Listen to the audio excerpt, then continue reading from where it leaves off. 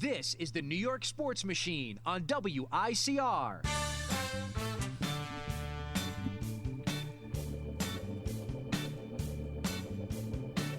Good afternoon, everybody. Anthony Carlo and Ben Zeno, the hero, joining you on this gorgeous afternoon for a little AB conversation. How you doing, Ben? We're not in WICR studios. We are in the North Avenue Nation booth broadcasting today. That is absolutely, positively correct. And we liked it. We've been changing it up a little bit recently. Of course. You got to. But, that's how you keep them on their toes. Of course. You see, if you don't do that, you wind up you're flat-footed. Yeah, and your opponents. See, not our case, it's our audience. Mm-hmm. But in sports, in athletes' case, if you don't change it up, your opponents, they jump all over you. And then you got to get the insoles. Because you become complacent, and complacency is never a good thing. No bueno. In professional sports, in sports casting, because it's two professions, Ben, where the next guy is trying to take your job. Next man up. It's true, right? Yeah. I mean, look what happened. Lou Gehrig, the only way he got his start and the Iron Horse became who he was the first baseman for the Yankees at the time went down with an injury. And stepping up into his spot was the Iron Horse. That's why Anthony mentioned the guy as the first baseman at the time. Because who the hell is he? Because Lou Gehrig took over. To be honest, I knew this at one time. I can't even remember his name off the top of my head, but that's 100% right. And you figure, well, you know what? The guy was hurt, so how could you really blame him? But you know what? Part of the equation of being ready and on your toes is the ability to train hard enough not to get hurt. And Anthony, a part of the AB equation, as you used to say, I don't know why you stopped, is talking about hoops. It is. And so especially, if you're watching on this Ustream or you're going to YouTube WICR, you'll be seeing a Knicks shirt that I am wearing. The season's over. Why are you wearing a Knicks shirt? 17 and 65. Yep. 17 and 65, and that you say it all because Ben is different. He's different from the average Knicks fan because I think you're different from the average fan. Mm-hmm. Ben will represent. You made a Facebook status last night saying New York Knicks, I think, up, right? The little arrow pointing up. Yeah. You know what? It takes a real diehard person who watches a team to stay and believe in that team even if they have a bad year. And what's frustrating about the New York Knicks is the fact that it's been two really frustrating years in a row. Let me get it started with the bandwagon fans. They were not here this season. Oh yeah, Knicks win. That was all 2 years ago. I don't see these same people no more. Where you at? We still here. I'm still here. 16 and 65. 17 and 65. It's crazy. 17 and 65. And I'm still here. I does this. Sorry. No. Ignorance. I love it. I love it. I love the passion. Because I feel the same way about the New York Yankees. And I feel as if, you see, the difference between me and you, Ben, is that with the Yankees, I've never been through the period of time where they were terrible. Mm-hmm. See, I grew up, I was born into success. I was born into greatness. I was born in 1993. Okay, a few years shy of that brink of success, but they were on the brink because by the time I started watching baseball when I was 3 years old, it was 1996. And guess what? They began their historic championship run. They missed 1 year throughout those years, but every year was basically a World Series ring. And even into the 2000s, their competitiveness took them to either the American League Championship Series or beyond. And now, as we'll talk a little bit about later, the Yankees are no longer like that. And we'll get into that and the Mets a little bit later and the difference between these two teams at this point. But right now, as we're talking about the Knicks, Carmelo Anthony released a statement today that he said he was briefly disappointed that he re-signed with the New York Knicks. Briefly disappointed. Bugging. But he switched it around into I'll see if I still have the update on my phone. No, I have your text on my phone. All right. But he basically said he was briefly disappointed, but he's in so many words, he's confident that the organization will be moving in the right direction from here on in. This was the first year of Phil Illuminati taking over the Knicks, and I don't know. I was listening to Stephen A, and Stephen A was like, the Knicks been hoodwinked.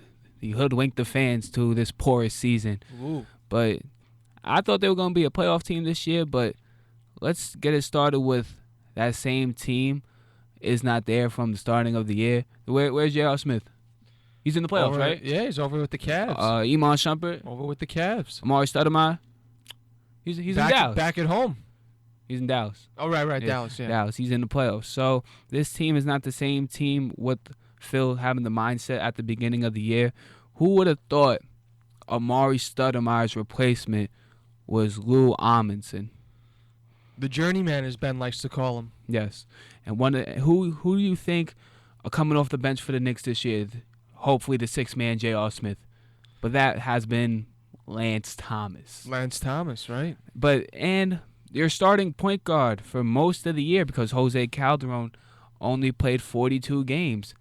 Langston, LG, life's good, Galloway. And we got the first-hand scouting report on Langston covering the Westchester Knicks. I told you about Langston.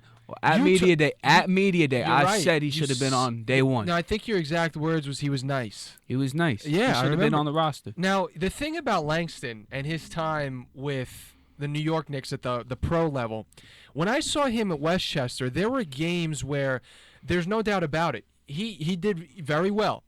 I believe that Langston really seized the moment up at the next level because I feel as if he did enough at the D-League level to get noticed. He didn't exactly explode, in my opinion, but when he got to the professional level with the New York Knicks team, to me, he exploded. His first game of the season was against Washington on the road. He didn't have a good game, but that next game was a TNT game against the Rockets. He got that alley-oop. Yeah, the putback, right? That was the game with the putback. He got dunk. the putback alley-oop, so he put it on notice that, I'm here to play. And he became a crowd favorite. I remember the first game watching him, the first shots he was taking. He was so nervous because he, as a point guard, he was always a good three-point shooter when we were watching him in Westchester. And then when I was seeing him chuck up those shots, he was hitting backboard. He wasn't even hitting the rim. So I was saying to myself, this has nothing to do with what he's capable of. This has to do with him just controlling himself, getting composed, getting all the jitters out of the way. And he did, and I'll be honest with you, consistency. I mean, he moved into the pregame interview for the New York Knicks based on just having a good game every game, instead of having Carmelo at the or it's Langston Galloway starting off the pregame talk. Yeah, he's the guy that they want to talk to, and of course you can't give 100% credit to that because obviously, it's just been a terrible year, like you said, Ben. All the normal starters were pretty much either traded or sitting or rested or whatever it may have been, but it's still something for him to be happy about, that he can come up and shine like he did in a bad season. Even though numbers don't lie, but you got to see what Langston Galloway can do with this hopefully free agency. He will be a guy that's coming back next year. Let's see what he can do with a healthy Carmelo. That's true. Now, obviously, moving forward, hopefully in a positive direction, the summer is going to be a big time for New York Knicks basketball. What are some of the moves? Now, I know there are going to be some free agents out there. I know that Kawhi Leonard will be out there. I know that, of course, Gasol will be out there. There's going to be a couple of names. I think Aldridge, too, right? He's a free agent. Marcus Aldridge, yeah. Now, all these names are great names in the NBA right now. They're all great players. They're all playing in the postseason right now. As a Knicks analyst, Ben, where do you see this team moving? Do they have a chance at any of these names? They have.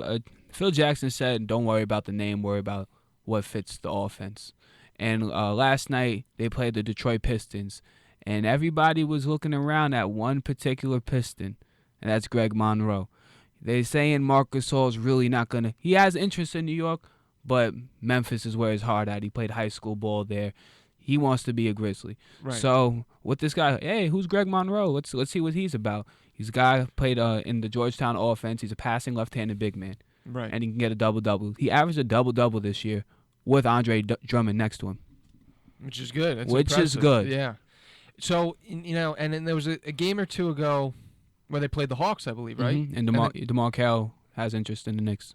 And the Knicks beat the Hawks. And that is that's one of those things. I remember last year watching the team, and I remember that there were some games where the Knicks had lost to the 76ers and just some of the worst teams in the game.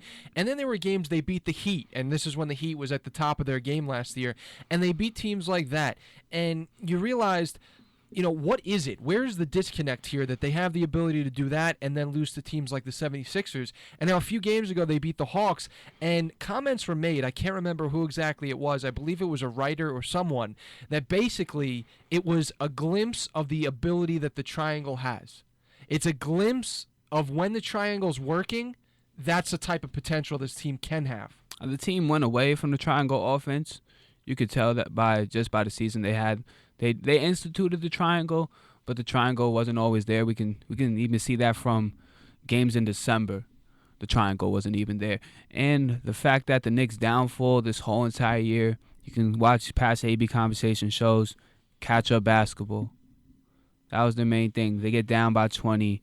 Then in the final minutes of the quarter, in the fourth quarter, they're trying to make it up, but it's a little too late.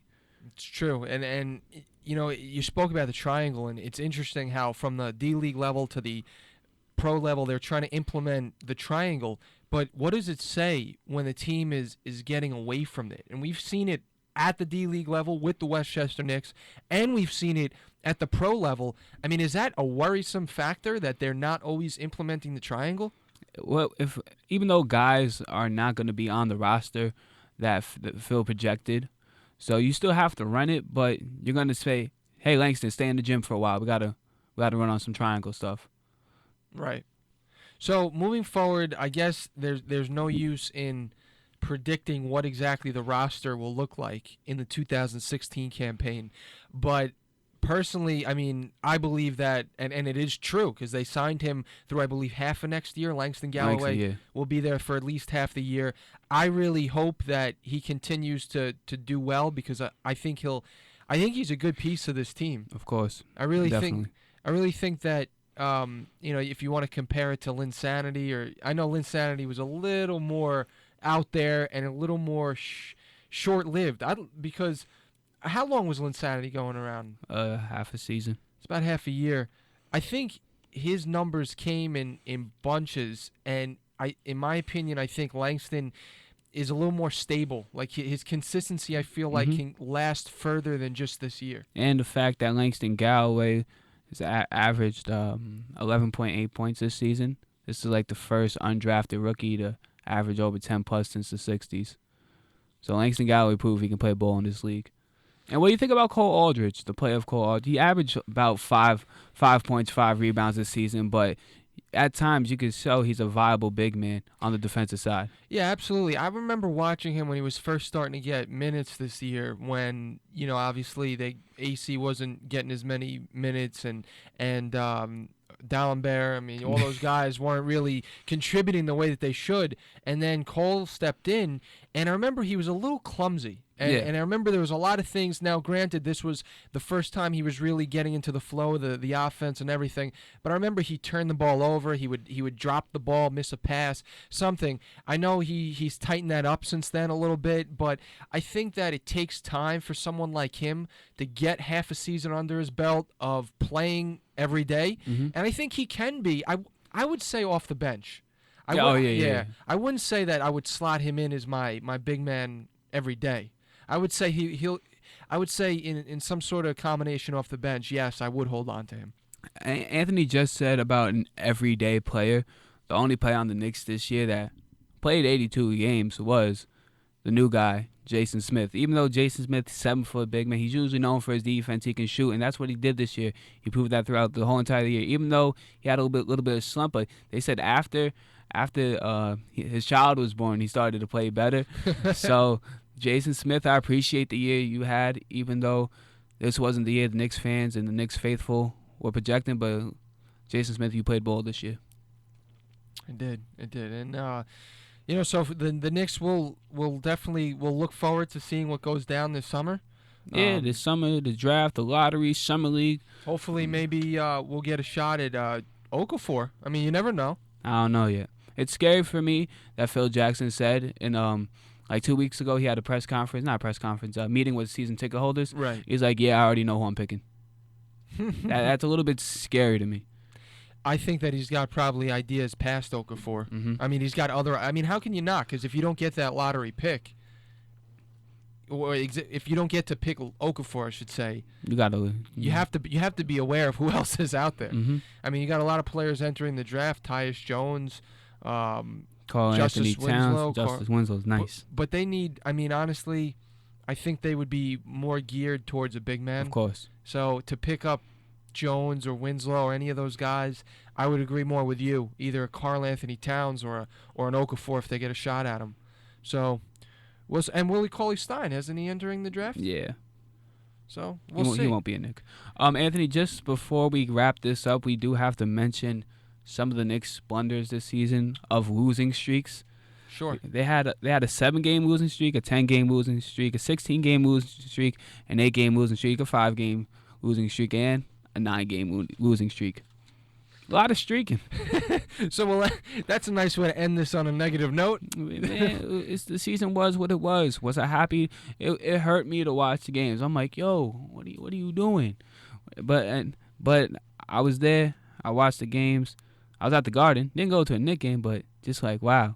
It was good. It was a nice season. We were at the Garden, and I think that when you hit rock bottom, like I think the Knicks have the past couple of years, the positive note here is there's only one way up.